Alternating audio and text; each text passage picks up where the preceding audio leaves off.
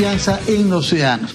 Uno de esos casos es el caso de Alemania, que tiene un sistema de partidos de los más sólidos que hay en Europa, y los partidos tienen fundaciones que se dedican a la educación política, entre ellas una de las más antiguas, yo creo que la más antigua de Europa por lo menos, es la Fundación Konrad Adenauer, que lleva el nombre del prestigioso canciller, el primero que hubo en Alemania democrática después de la Guerra Mundial, un hombre longevo que realmente supo sentar las bases para una Alemania que se ha mantenido con prosperidad y democracia desde hace más de 70 años. El señor Sebastián Grunberger es el representante de la Fundación Adenauer en el Perú y naturalmente promueve foros, publican libros y ayudan en lo que puede para que nuestras elecciones también tengan esos mismos estándares. Y en este caso lo hace invitando a dos personalidades especialistas en la consulta política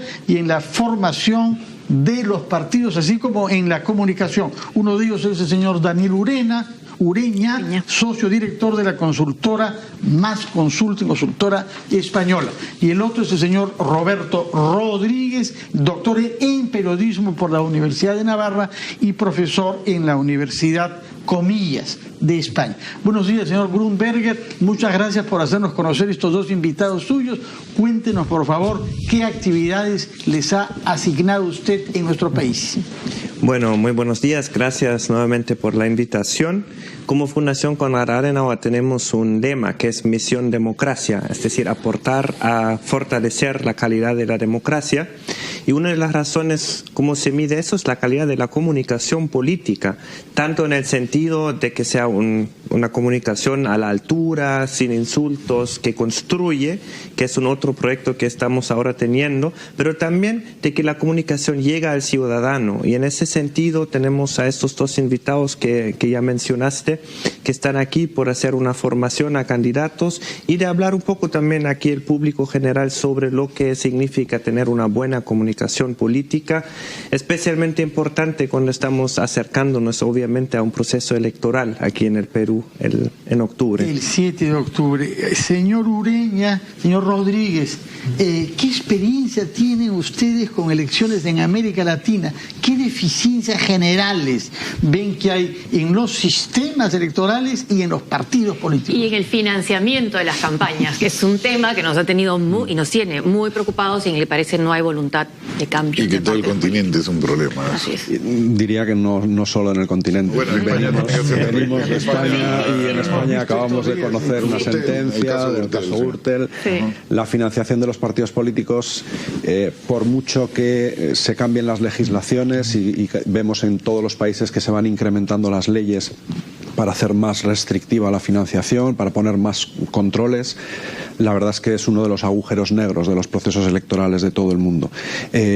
Se han probado muchos sistemas en los que hay financiación pública precisamente para garantizar una igualdad de oportunidades entre todos los partidos para tener una misma financiación electoral. Hay sistemas en los que la financiación es enteramente privada, pero la realidad es que la corrupción sigue imperando en cualquiera de esos sistemas y realmente es uno de los problemas más importantes que hay en los procesos electorales actuales. Señor Ureña, usted es un consultor. ¿Cómo hacemos para que el agujero negro no absorba y destruya todo? Sí. Pues efectivamente coincido con Roberto que es uno de los grandes desafíos que las democracias tienen. Yo creo que la clave es encontrar mecanismos que aporten transparencia. Hay algunos sistemas, pues en Estados Unidos, por ejemplo, hay algunos sistemas donde hay más transparencia, aunque obviamente el peso y el papel del dinero, de la captación de fondos... También está un poco en duda en la campaña es peor, ahí no hay límites. La Corte Suprema estableció que no hay ningún límite en la nación.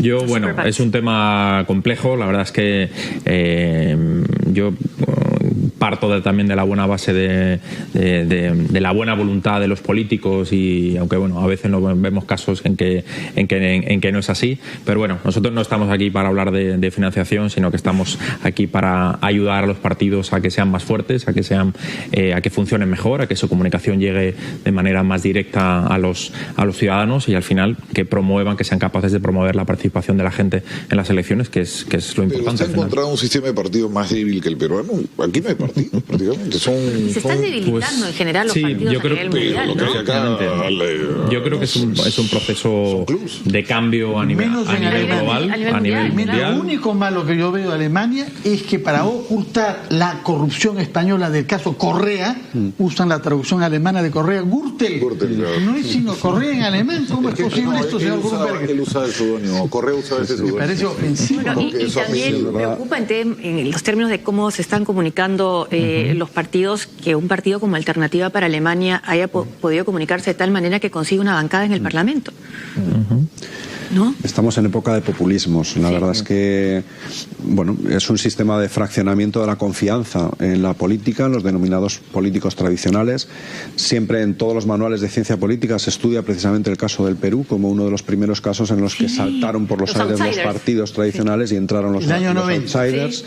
Y es verdad que ha pasado mucho tiempo, muchos expertos decían, bueno, esto puede que sea temporal, puede que en poco tiempo los grandes partidos se reorganicen, vuelvan a subir, y la realidad es que tienes a Macron, tienes Italia, tenemos a Donald Trump, tenemos un fenómeno global. En Europa también los grandes partidos están en seria crisis y están surgiendo otras. Por lo menos Trump se ha procesado dentro de un partido. Los otros han creado partidos de la nada, que incluso no existían. Colombia, ¿no? Que tenía dos partidos históricos. Se han evaporado. Abajo. ¿Y los partidos políticos peruanos son sensibles a lo que ustedes pueden hacer por ellos? ¿Tienen interlocutores ya establecidos? No.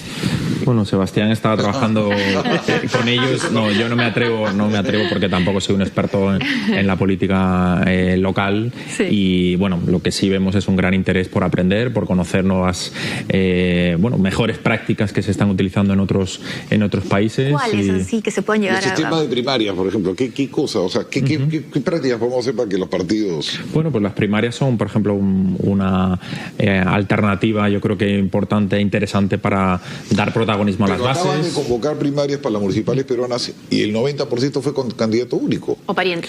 Pues hombre, son unas primarias un poco... Muy primarias, efectivamente. Claro.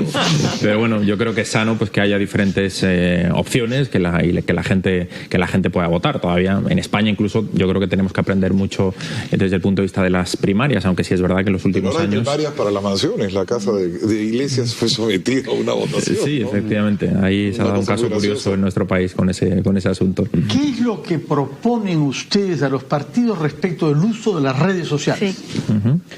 El caso Cambridge Analytica.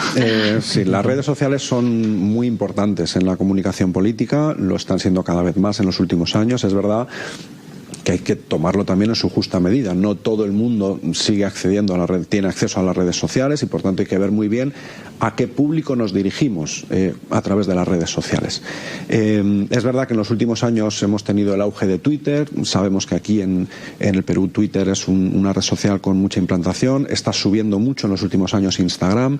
Sí. Permite llegar al público con tu mensaje directamente sin pasar por el filtro de los medios de comunicación, que a veces sabemos la dificultad de hacer llegar nuestras noticias a través del filtro de los medios, y esto permite a los políticos lanzar directamente los mensajes a los ciudadanos, y esto es algo muy positivo.